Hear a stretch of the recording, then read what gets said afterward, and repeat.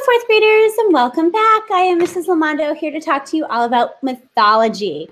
Today we are exploring the text of Orpheus and Eurydice. So let's see what happens here. Once upon a time, a long time ago, there lived a gifted musician named Orpheus.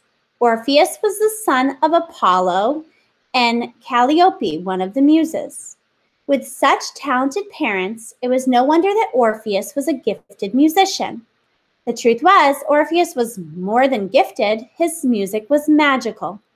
When he played the lyre as his father had taught him, his songs could cast spells and soothe savage beasts. Orpheus loved his wife, a mortal, remember mortal means human, Eurydice. When she died, he traveled down into the underworld. He begged his great uncle Hades to allow his wife to come back to earth as herself and not reborn as someone else. Ever a soft touch, Hades agreed. Hades had one condition. Hades agreed to let Eurydice follow her husband back to earth and life.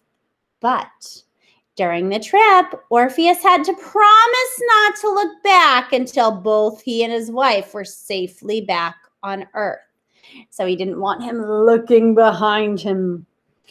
Orpheus was worried. He was afraid that perhaps his wife might need his help. It was a very scary trip back to the surface. He worried that perhaps Hades would not send her after all. To reassure himself that all was fine, he risked a quick look behind him and lost his wife forever. So when we think about the theme of Orpheus and Eurydice, what might be the theme? What's the lesson that we are learning here?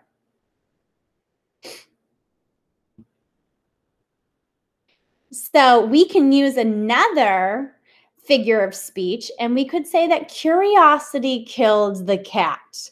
What this means is that sometimes being too curious is not a good thing, as we saw with Orpheus, right?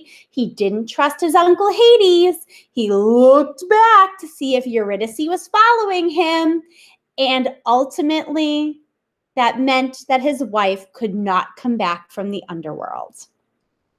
All right, fourth graders, tomorrow we are going to check out the media version of this story and complete our Google form.